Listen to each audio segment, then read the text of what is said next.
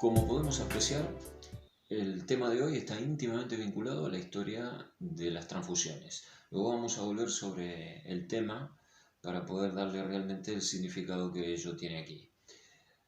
Bien, comencemos. Nuestro tema comprende dos partes, que son, por un lado, sangre y por el otro lado, médula ósea. Por eso hablamos de tejido hemocitopoyético, es decir, células de la sangre, estructura histológica de la sangre y la estructura histológica del origen de la sangre. ¿Dónde se forma?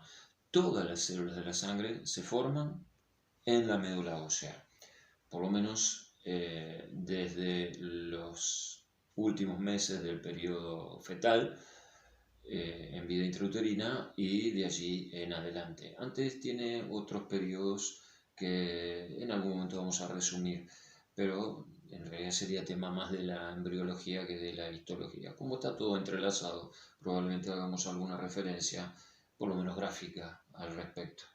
Vamos a comenzar entonces con sangre. La sangre tiene una particularidad sumamente interesante. Es el único tejido que nosotros tenemos en el organismo de fase líquida, el único que es líquido. La sangre es un tejido. Ya casi se puede escuchar la pregunta, a decir, oiga, ¿y qué tejido? Porque teníamos tejido epitelial, conectivo, muscular, nervioso. ¿En dónde está la sangre? La sangre es una variedad de tejido conectivo. Es una variedad muy importante. El tejido hemocitopoyético es una variedad de tejido conectivo. Bien, como todo tejido, entonces vamos a encontrar en la sangre células y sustancia intercelular. Aquí tenemos que tener algunos cuidados, algunas particularidades hay que respetar. Hablamos más que de células, hablamos de elementos figurados de la sangre. ¿Por qué? Porque algunos son células, los glóbulos blancos o leucocitos, y algunos otros no son células, son fragmentos de células, por ejemplo el caso de las plaquetas. Y los glóbulos rojos es sumamente discutible porque no tienen núcleo, no tienen prácticamente organoides. Bueno, eso no les resta en modo alguna importancia desde el punto de vista sistémico, pero bien, es cuestionable llamarle célula.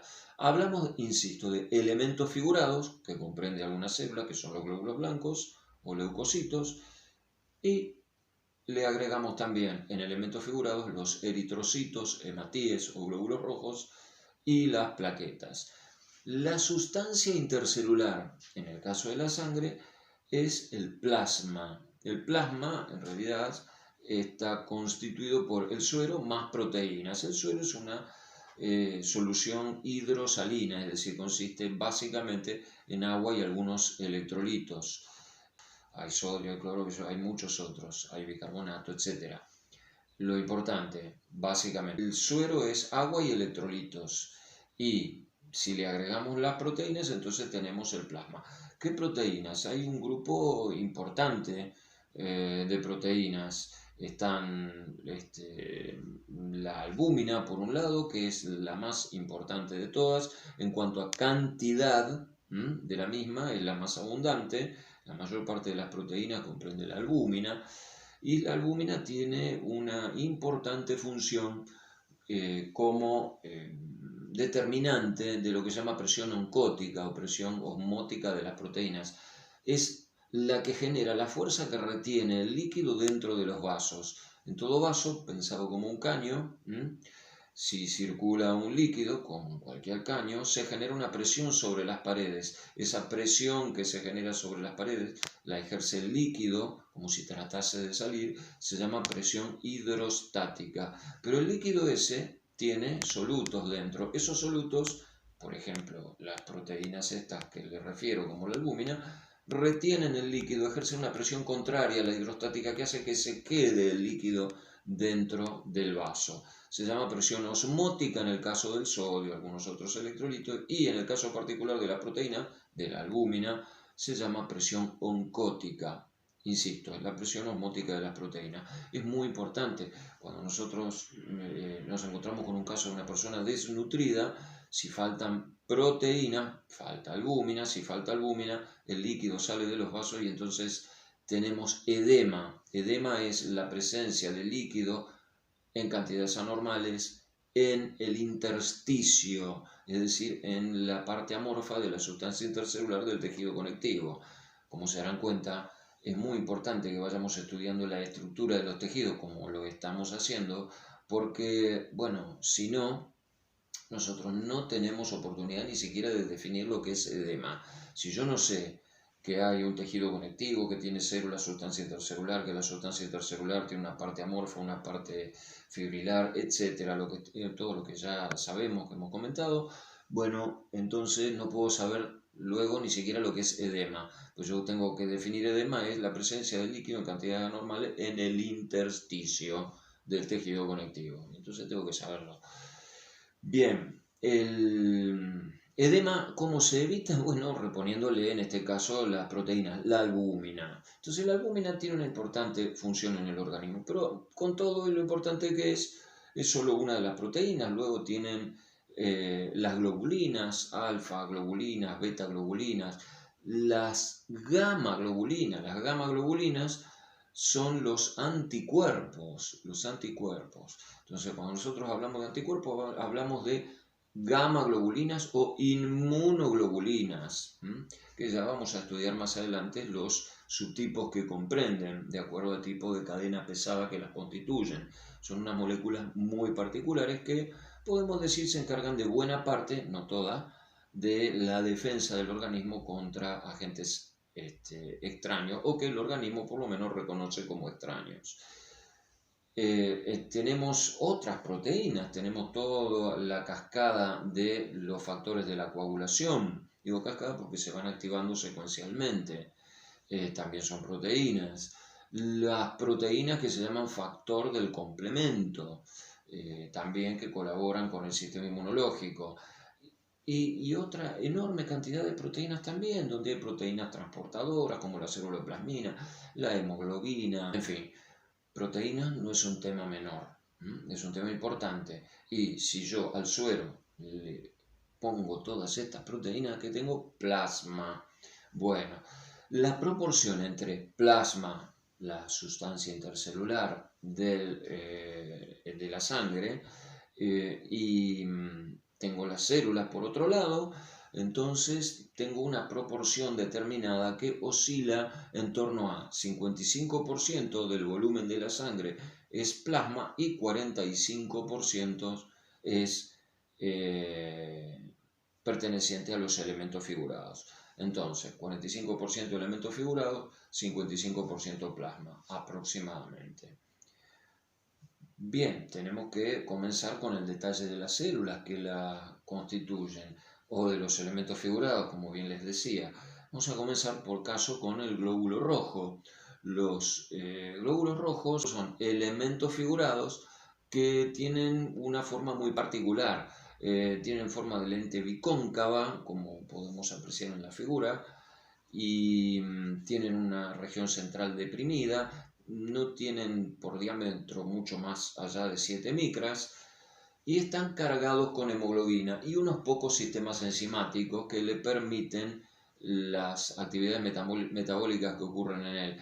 La hemoglobina en realidad es una globina con un grupo M, un tetrapirrol, 4 grupos pirroles, y en el centro hierro. Ese hierro, según esté al estado férrico o ferroso, va a colaborar con el transporte de oxígeno o dióxido de carbono. La hemoglobina nuestra es de color rojo, como la mayor parte de lo que ocurre en la naturaleza, gracias a la presencia de hierro. No es siempre así. En la naturaleza hay algún grupo de cangrejos que alguna vez fueron muy importantes en la industria de los anticuerpos. Hoy día ya eso ha disminuido notablemente porque hay más que nada toda una industria de sintéticos, pero había algunos cangrejos de sangre azul. ¿Por qué? Porque en vez de hierro utilizaban cobre como elemento para el transporte y la fijación y donación del oxígeno y dióxido de carbono. La hemoglobina es un constituyente fundamental de los glóbulos rojos y esos escasos sistemas enzimáticos, pero muy importantes que tiene. Los glóbulos rojos o eritrocitos tienen un valor que oscila entre los 4 millones y 4 millones y medio por milímetro cúbico en la mujer y los 4,5 millones a 5 millones por milímetro cúbico en el varón. Esta diferencia en cantidad de glóbulos rojos por unidad de volumen es debida a la diferente masa renal relativa entre el hombre y la mujer. La masa renal relativa es mayor en el varón que en la mujer, y como el riñón es el que produce eritropoyetina, una hormona que le dice de alguna manera a la médula ósea que produzca más glóbulos rojos, entonces la mayor masa relativa implica una mayor cantidad de eritropoyetina y una mayor producción de glóbulos rojos por milímetro cúbico. Entonces existe esa pequeña diferencia en el caso de los glóbulos rojos. Los glóbulos rojos debemos tener en cuenta que tienen una vida media aproximadamente de 120 días y que tienen esta importante función que estábamos mencionando. Bien, vamos a avanzar sobre los glóbulos blancos. Los glóbulos blancos comprenden dos grandes subtipos. Los dos subtipos de glóbulos blancos, que son verdaderas células, son, por un lado, unos que se llaman polimorfonucleares, que comprenden tres variedades, que son el neutrófilo, el basófilo y el eosinófilo. También se les suele llamar granulocitos, polimorfonucleares por lo que ocurre en el núcleo, granulocitos por lo que ocurre en el citoplasma, la presencia de granulaciones. Y otro grupo de glóbulos blancos que se llaman monomorfonucleares o agranulocitos, porque no tienen granulaciones en el citoplasma. Lo de polimorfo es que hay una morfología variada, lobulaciones, eso es, la presencia de lóbulos en el núcleo. El núcleo se encuentra lobulado. Y en cambio, en los monomorfonucleares el núcleo no está lobulado. ¿Y cómo sería? Bueno, están las imágenes para ilustrarlo, pero básicamente lo podemos ir contando, describiendo. Un polimorfonuclear tiene el núcleo que no tiene una forma esférica. Básicamente parece como una ristra de 2 o 3 chorizos, supongamos, de lo que uno ve en una carnicería. Entonces tiene lóbulos y finos nodos entre esos lóbulos. En cambio, los monomorfonucleares no, es aproximadamente esférico, como mucho alguna indentación nuclear, pero es mínimo esa indentación o muesca. Bien, entonces, monomorfonucleares, polimorfonucleares, o si queremos, granulocitos y agranulocitos. Los granulocitos o polimorfonucleares, les comentaba, tienen tres subtipos. Esos tres subtipos son los neutrófilos, los basófilos y los eosinófilos. Los monomorfos nucleares, en cambio, comprenden el monocito y el linfocito como subtipos. Tengan en cuenta que la cifra de glóbulos blancos total oscila entre los 4.000 glóbulos blancos por milímetro cúbico hasta 10.000, no más allá de ello, no más allá de ello. Y que existe una proporción que se llama fórmula leucocitaria relativa entre los mismos, es decir, cuánto del total de los glóbulos blancos son los linfocitos o los monocitos o los neutrófilos. ¿Cuánto? Y bueno, el neutrófilo corresponde a aproximadamente el 65%. Eso es la fórmula leucocitaria relativa, el 65% del total de glóbulos blancos.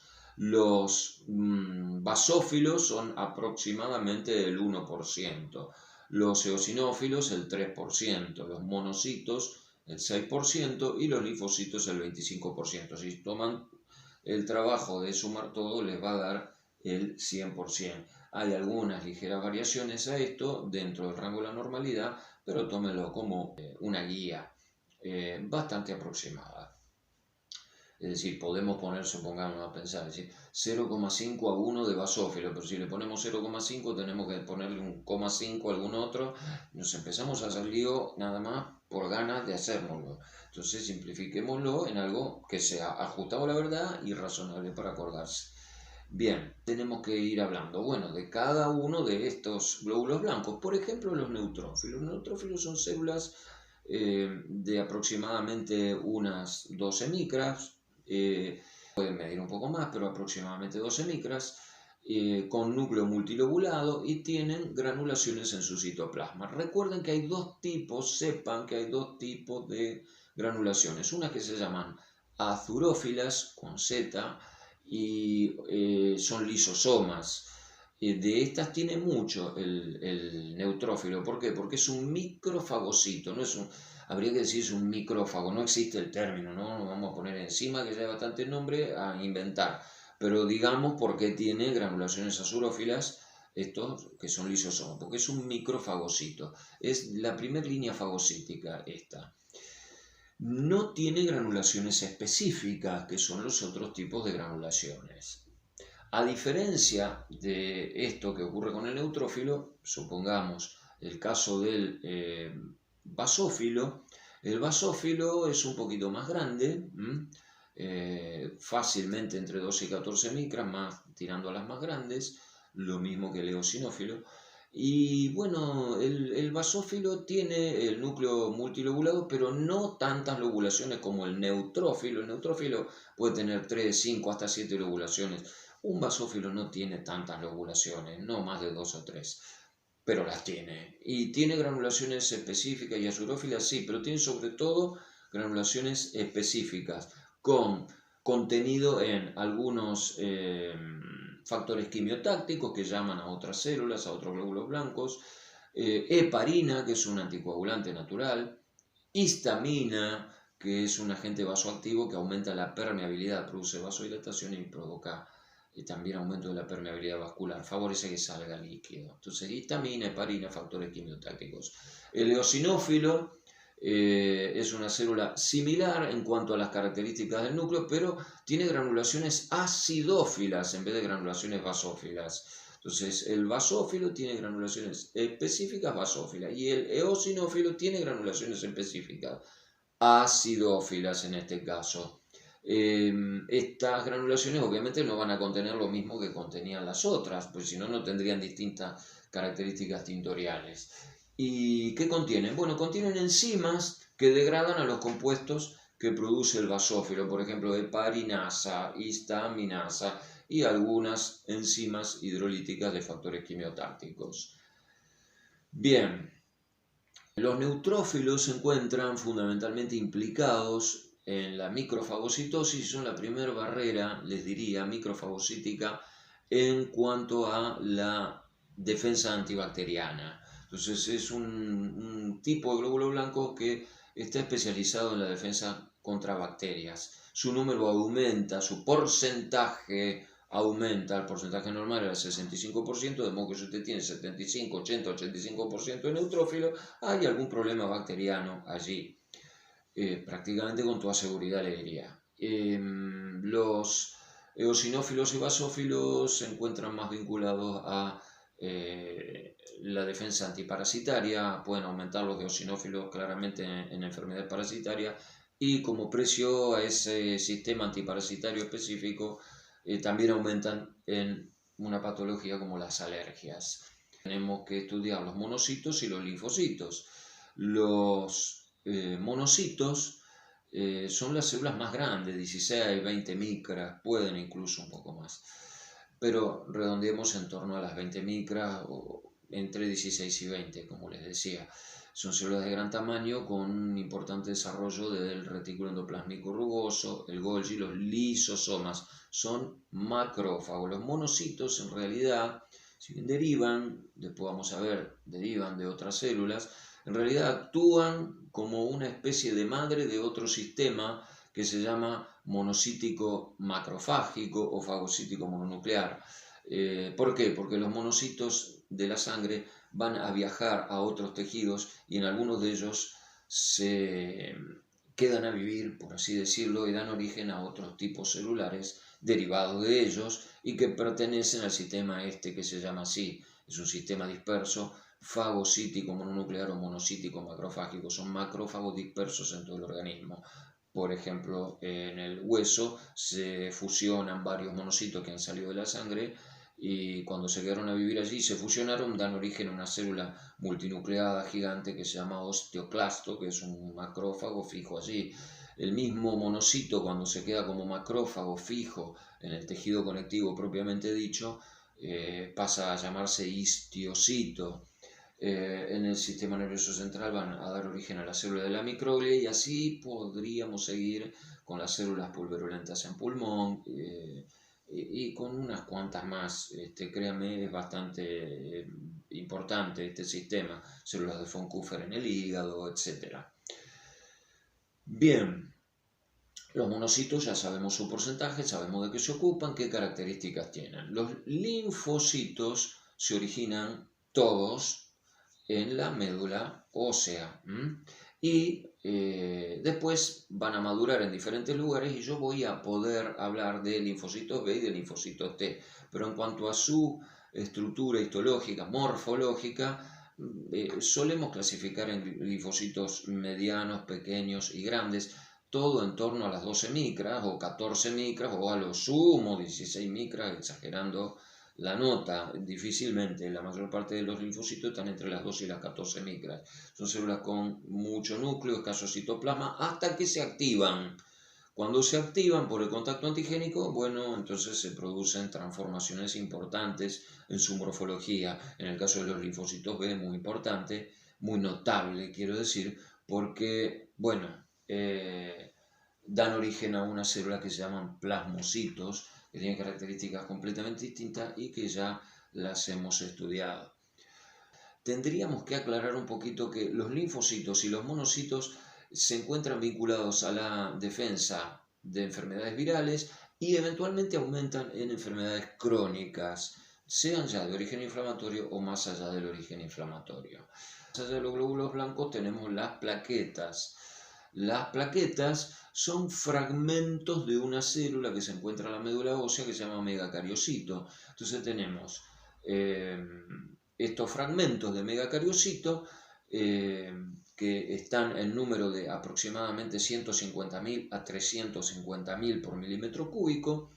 Son fragmentos aparentemente aleatorios. Digo aparentemente aleatorios porque ya vamos a estudiar que no es tan así. Pero su morfología, su tamaño es muy variado y tienen una región central que se llama cromómero, que es un resto de lo que fue el núcleo del megacariocito, y una región periférica que se llama hialómero. El hialómero es un resto de lo que fue el citoplasma del megacariocito. Por eso uno tiene que decir que esto es prácticamente aleatorio, porque la morfología y el tamaño de las plaquetas es muy disímil entre ellas mismas. Pero tampoco es tan aleatorio, porque no hay fragmentos que tengan solo un resto del núcleo, ni fragmentos que tengan solo un resto de citoplasma. Todos los fragmentos de megacariocito, todas las plaquetas, tienen una parte del núcleo y una parte de lo que fue el citoplasma. Así que yo no puedo decir que tienen núcleo y citoplasma, pero tienen un fragmento de E y un fragmento de E. Entonces es aleatorio y hasta cierto punto. Hay ciertas aleatoriedades restringidas. Parece una locura, pero créanme, estudienlo, van a ver que hay azar restringido también. Esas líneas de borde que no están ni del lado del azar ni del lado del orden. Bueno, aquí, como es toda la plaqueta, es una fragmentación aleatoria. Bueno, en cuanto a la forma y tamaño, sí. Ahora, en cuanto a la estructura en sí misma, todo tiene cromómero, todo tiene hialómero. No fue tan aleatorio. Bueno, no nos vamos a perder en ello. Ya dijimos la cantidad que hay. Tenemos que decir que las plaquetas viven aproximadamente 7 a 10 días. Ese es su tiempo de recambio. Y las plaquetas se encargan de una parte de la hemostasia. La hemostasia es la detención del sangrado. La detención del sangrado comprende dos partes. La hemostasia primaria, que es con dos tiempos, uno vascular y otro plaquetario, donde intervienen las plaquetas, y la hemostasia secundaria es la coagulación propiamente dicha. Luego uno, si en casa quiere decirle a toda detención del sangrado coagulación, me sangraba y coaguló, pues le puede decir como le dé la gana. Pero en realidad la detención del sangrado se llama hemostasia, no coagulación.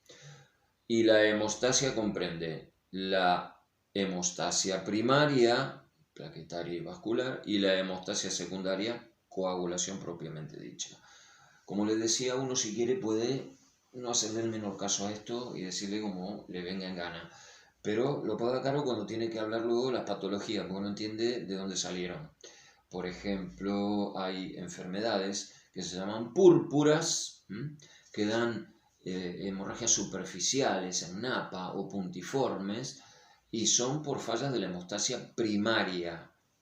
Son fallas fundamentalmente plaquetarias, por bajo número de plaquetas o por plaquetas que no están funcionando adecuadamente. Por otro lado, tiene alteraciones de la coagulación que dan origen a las hemofilias. Son hematomas profundos. Las hemofilias, salvo una variedad que es adquirida, las hemofilias son heredadas. Pero es muy distinto. Una hemofilia es una falla de la coagulación. Una púrpura es una falla de la hemostasia primaria, es un defecto plaquetario de alguna manera. En fin, son diferentes. Hay que sabérselo como hay que sabérselo. Hay hemostasia primaria y hemostasia secundaria. Y ya. Vamos ahora a médula ósea. Bien, la médula ósea es un tejido, pero a la vez es un órgano. Es tejido hemocitopoyético, pero a la vez es un órgano, la médula ósea. La médula ósea se encuentra en el canal medular de los huesos largos. La médula ósea tiene una estructura bastante particular porque se dispone entre las trabéculas del hueso esponjoso, y tenemos que tener en cuenta lo siguiente. El hueso tiene una arteria nutricia y de esa arteria nutricia se genera la arteria de la médula ósea. Y la arteria de la médula ósea emite unas ramas que se llaman arterias radiales, que se conectan finalmente entre sí por unas arterias que se llaman arcuatas o arciformes. Parece como si fuesen los rayos de una rueda de bicicleta. Entonces las radiales se terminan conectando entre sí. Tenemos que los vasos, estas arterias, están acompañadas por fibras reticulares. Entonces yo voy a tener fibras reticulares y vasos.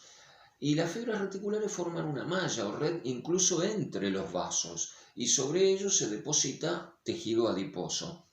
Todo esto que acabamos de describir, eso se llama estroma. Entonces el estroma de la médula ósea es fibrovascular y adiposo. ¿Por qué? Porque tengo la arteria de la médula, las arterias radiales, las arterias arcuatas, fibras reticulares que forman una malla y tejido adiposo. Fibrovascular, adiposo. Y el parénquima está formado por grupos o nidos celulares. ¿Y de qué nidos hablamos? Bueno, pues hablamos de nidos rojos, nidos blancos y nidos megacariocíticos. Son 3 tipos de nidos: rojos, blancos y megacariocíticos, y que son grupos de células. Cada uno de ellos tiene una célula madre que finalmente origina a las células hijas. ¿Cuáles son las hijas? Bueno, pues las que hemos estado mirando en sangre. Esas son las células terminales, las que estudiamos recientemente. Ahora, en todos los nidos tengo desde la madre hasta la terminal que se va a la sangre. Las madres estas, que ahora vamos a nombrarlas como se llaman, las madres, por ejemplo, en el caso de los nidos megacariocíticos, la madre se llama megacarioblasto. En el caso de los glóbulos blancos se llama mieloblasto. Y en el caso de los glóbulos rojos es el eritroblasto. Bien, vamos a ver, cada una de ellas, cada una de las madres es madre unipotencial. La madre de rojo, la madre de blanco, la madre de megacarioplasto es madre de plaqueta y punto. Ahora, derivan a su vez de una célula madre de madre, es una madre pluripotencial, no unipotencial como eran estas otras, una madre pluripotencial que se le ha solido llamar hemocitoblasto. Alguna vez, en honor al investigador italiano Ferrata, se hablaba del hemocitoblasto de Ferrata. Luego se fue diluyendo esto, pero se le ha llamado, o se le llama últimamente, unidad formadora de colonias. Estamos y es pluripotencial. Bien, a su vez, las unidades formadoras de colonias, los hemocitoblastos, derivan de unas células madres ya pluripotenciales. Las células madres pluripotenciales son células madres que ya pueden originar cualquier tipo de célula, no una, dos o tres tipos de células, cualquiera. Entonces se llaman stem cells. Entonces, ¿qué tengo yo en la médula? Tengo stem cells. Stem cells no hay solo en la médula, hay stem cells en otros órganos también. Pero bueno, hay stem cells, sí. ¿Qué más hay? Y hay unidades formadoras de colonias, hemocitoblastos, que son madre de madres. Es una madre pluripotencial, no totipotencial como la stem cell. Y luego las madres unipotenciales, la madre de cada línea, la de rojo, la de blanco, la de plaquetas. Dicho esto, que por ahí puede quedar más claro con algún gráfico, con alguna ilustración, vamos a ir estudiando cada nido. Nosotros en cada uno de los nidos, por ejemplo, el nido de los rojos, ¿quién es la madre? La madre es una célula de gran tamaño, muy basófila, con un núcleo claro, de cromatina laxa, gran cantidad de ribosomas libres en su citoplasma. Esa madre se llama proeritroblasto basófilo y origina, en el devenir de su vida, origina a otra célula que se llama eritroblasto basófilo, un poco más pequeña, sigue siendo basófila, núcleo de cromatina laxa. Luego origina al eritroblasto policromatófilo, que ya tiene motas, es decir, ya no es tan basófilo, tiene algunas motas acidófilas en el citoplasma porque va acumulando alguna proteína como hemoglobina, se empieza a formar. Luego tienen el normoblasto, que ya es más acidófilo, pero tiene núcleo.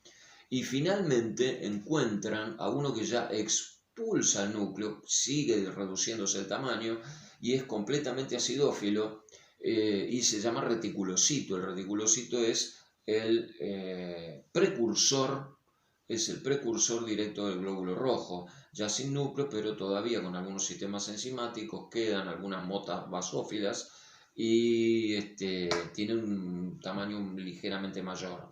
Los reticulocitos alcanzan a llegar a sangre periférica en una pequeña cantidad.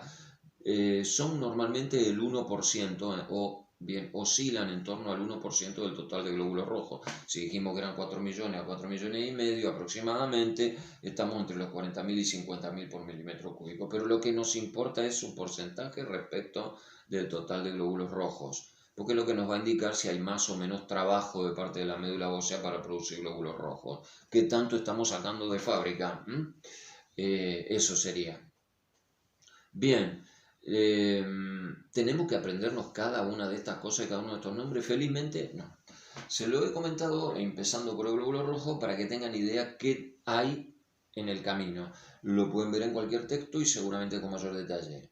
Lo que tienen ustedes que rescatar de esta línea que acabamos de comentar es: desde la madre a la terminal se perdió tamaño, se perdió basofilia, se perdió el núcleo, se ganó acidofilia porque se ganó en depósito de hemoglobina.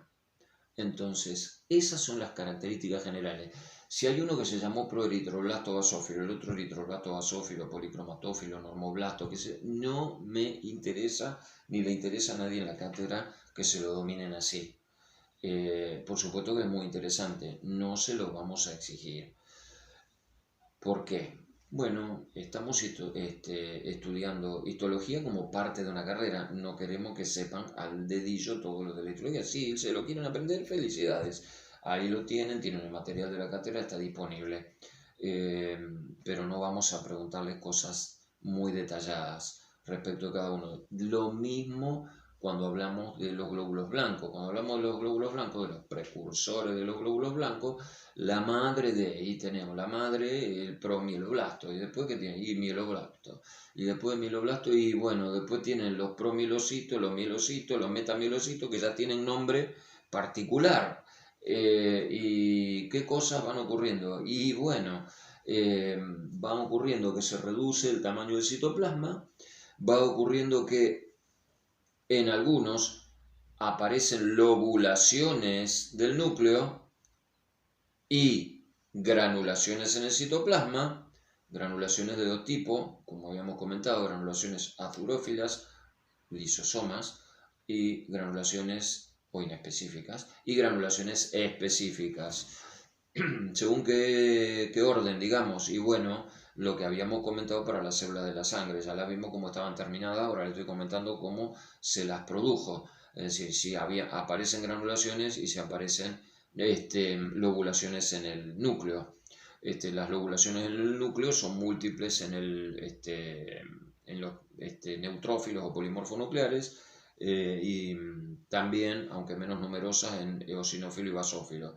No hay lobulaciones en la línea que forman los monocitos. Por otro lado, ni en la que forman los linfocitos. Lo de las granulaciones no están presentes allí y las lobulaciones en el núcleo tampoco están presentes en los linfoblastos y monoblastos. Bueno, finalmente termina originando linfocito, monocito, basófilo, sinófilo, neutro, todo lo que ya mencionamos cuando vimos sangre hace unos minutos. Entonces, ¿cuánto vive un glóbulo blanco? Bueno, es muy variable, no podemos decirle con absoluta precisión, la mayor parte están en torno a los 60, 80 días, hay algunos que pueden vivir mucho más. Hablamos de los linfocitos, no sabemos realmente si no pueden vivir algunos años, algunos autores así lo han dicho en algunas referencias, pero esto es siempre materia de investigación. Yo les diría, ¿qué tenemos que tener en cuenta? Esto se fue perdiendo tamaño y las células se van especializando según dos grandes líneas, que son, aparecen granulaciones específicas o inespecíficas, aparecen lobulaciones en el núcleo o no aparece nada de esto, porque de acuerdo a eso me oriento a una línea que termina en linfocitos y monocitos y en otra que termina en eosinófilos, basófilos y neutrófilos. Estas cosas tienen que tener en cuenta. Finalmente, tenemos que hablar de los nidos megacariocíticos. Los nidos megacariocíticos tienen una madre que es el megacarioblasto, gran tamaño, núcleo con múltiples lobulaciones o indentaciones.